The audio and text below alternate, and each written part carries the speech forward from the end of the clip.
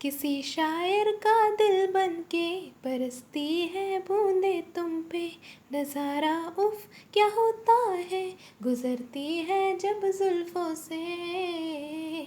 दूर कहीं अब जाओ ना तुम, सुन सुन सुन बरसात की धुन।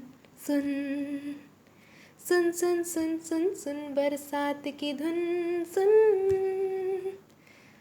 दिल में मेरे ये गम रहता है, साथ मेरे तू कम रहता है। सुन सुन सुन बरसात की धुन। सुन। Hey guys, welcome to my channel. This is Ritika, and today we will be dealing with a new concept which is niche marketing. निश मार्केटिंग के बारे में आज हम पढ़ने वाले हैं। वैसे तो ये फैमिलियर टॉपिक्स हैं, होंगे आपके लिए, आई थिंक सो। लेकिन अगर ये फैमिलियर आपके लिए नहीं है, आपके लिए नया है, तो गुड, आप इस वीडियो से सीख पाएंगे। बहुत छोटा सा टॉपिक है, टाइम वेस्ट किए बिना। गाना तो मैं पहले ही गा चुकी हूँ, सो सॉरी फॉर डैट। अगर आपको थोड़ा सा इंटरटेन करने का मेरा मन करता है तो इसलिए मैं गा लेती हूँ। So today we will be dealing with niche marketing. So this is one of the important concept, and it is one of the recently it is one of the popular topic also. It is becoming popular concept, niche marketing. Niche marketing is becoming so much popular, means उतना popular नहीं, लेकिन niche marketing में there is a scope, wide scope today. छोटे छोटे इस customers के need को ढूंढ के, आइडेंटिफाई करके, हर छोटे छोटे नीड्स को पूरा करना भी एक बहुत बड़ा उसमें स्कोप, आप मार्केटिंग का एक बहुत बड़ा स्कोप बन सकता है। आप मार्केटिंग में एक्सेल कर सकते हैं, क्योंकि नीश मार्केटिंग आपके लिए लाया है वो कॉन्सेप्ट कि आप किस तरह से अपना सेल्स ग्रोथ कर सकते हैं। देखिए, इसका नाम नीश मार्केटिंग, इसको हम प्रोनाउंस करते हैं niche marketing. We don't pronounce it as niche marketing.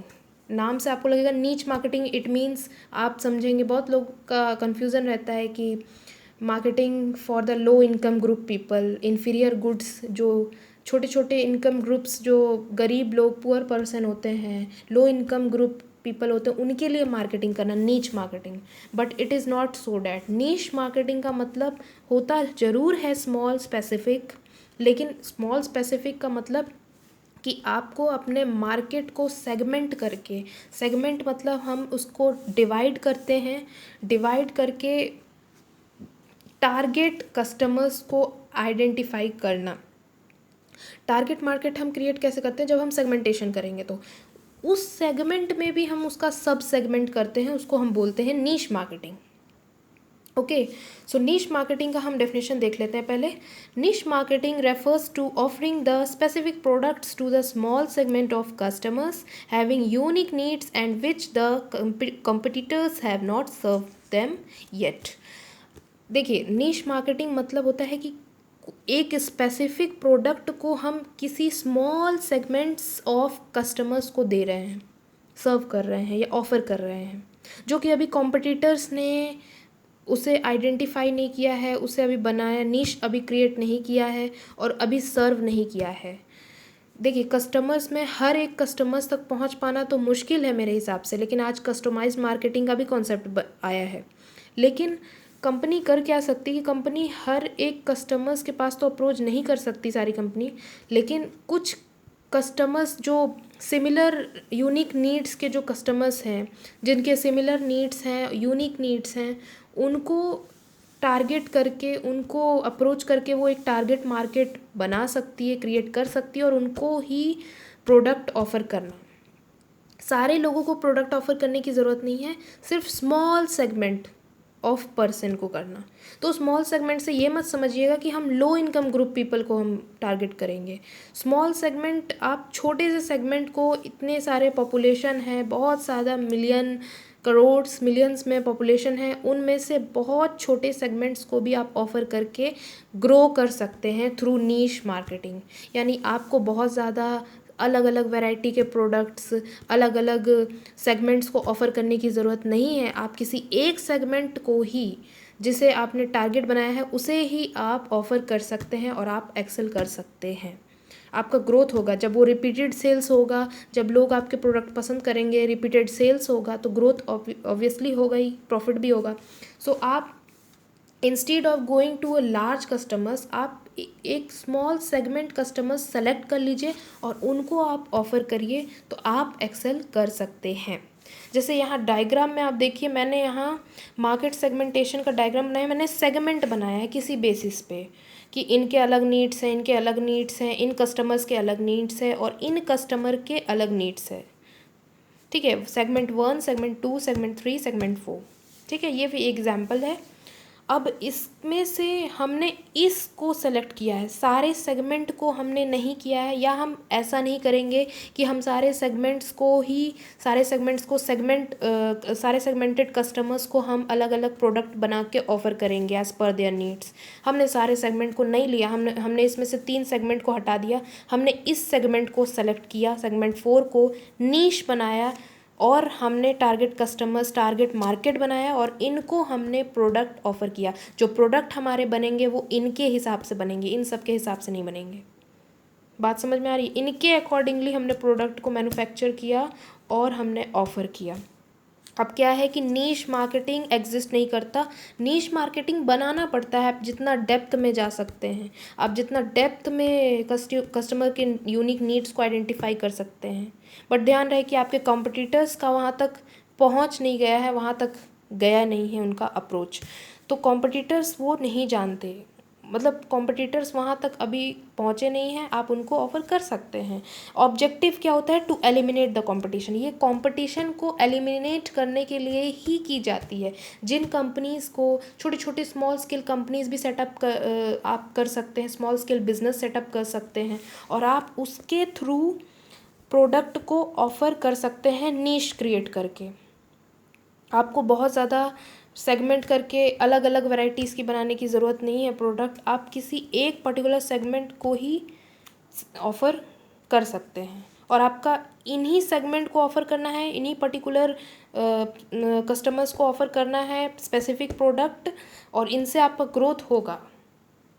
तो ये आपको आइडेंटिफाई करना है, market research, market information gather करना है कि कस्टमर्स के टारगेटेड कस्टमर्स कौन होंगे, उनके क्या यूनिक नीड्स हैं, कौन सी चीज़ें अभी तक कस्टमर्स के नहीं फुलफ़िल हुए हैं, कौन से नीड्स फुलफ़िल नहीं हुए हैं, किस चीज़ की ज़्यादा रिक्वायरमेंट है उनको, आप उसको टारगेट कर सकते हैं और आप टारगेट कस्टमर्स क्रिएट कर सकते हैं और कंपटीशन को भी अवॉइड कर सकते हैं। यहाँ कंपटीशन भी नहीं होगा क्योंकि कॉम्पिटिटर्स तो यहाँ तक अप्रोच ही नहीं किए हैं, सो आप कंपटीशन से भी बच सकते हैं। जैसे कि हम एग्जांपल यहाँ पे देखेंगे, आप देखे होंगे बहुत सारे वीडियोस में भी, सेंसोडाइन टूथपेस्ट एग्जाम्पल है। Sensodyne toothpaste cavity related problems को क्योर करने के लिए या कैविटी रिलेटेड जो पेशेंट्स हैं उनके लिए बनाया गया है, सबके लिए नहीं बनाया गया है। So it is also the example of niche marketing. Itch guard ointment, itch guard जो खुजली वाली दवाई होती है वो उसी तरह के लोगों के लिए, वो उसी पर्टिकुलर पर्पस के लिए बनाई गई है।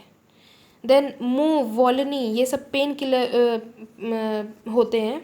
स्प्रे भी आने लगे इन लोगों के, मूव और वॉलनी, जो भी जॉइंट्स में प्रॉब्लम है, कहीं भी दर्द है तो उसको क्योर करने के लिए, उसको ठीक करने के लिए मूव वॉलनी यूज़ किया जाता है। इजी एक वो डिटर्जेंट नहीं है, इजी एक कपड़े को वॉश करने के बाद उसमें इजी डालना और कपड़े को मतलब क्या बोलते हैं, स्मूथ बनाना, वुलन क्लोथ्स के लिए, सारे कपड़े को नहीं, ओनली फॉर वुलन क्लोथ्स। तो ये एक सिर्फ पर्टिकुलर सेगमेंट के लिए ही है, पर्टिकुलर पर्पस के लिए ही है, उसको नीश मार्केटिंग बोलेंगे। और डेटॉल लॉन्ड्री सैनिटाइज़र भी अभी लॉन्च हुआ है, एडवर्टीजमेंट में देखते हैं, जो सैनिटाइज करने के काम आता है। किसको? हमारे हाथ को नहीं। Sanitiser for hand no, it is cloth wash. Laundry को सैनिटाइज करने के लिए बना है डेटॉल लॉन्ड्री सैनिटाइज़र।